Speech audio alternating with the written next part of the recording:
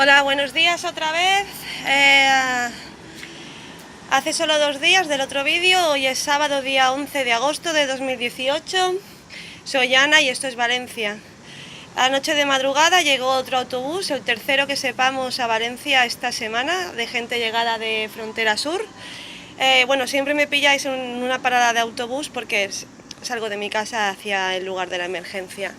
En esta ocasión creo que hemos detectado a cinco personas, pero tenemos un hándicap, no llevan teléfono. Cuando encuentran a alguien por la calle le dejan hacer una llamada a mi móvil, entonces hasta que no recibo otra llamada no puedo saber dónde están.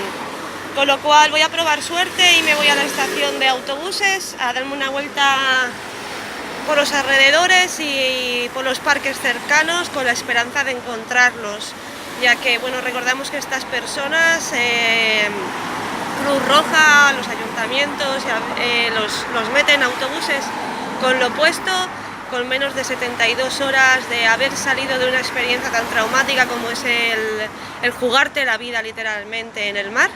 Así que bueno, espero encontrarlos y espero que tengáis más vídeos de la tercera recepción en esta semana a 11 de agosto de 2018.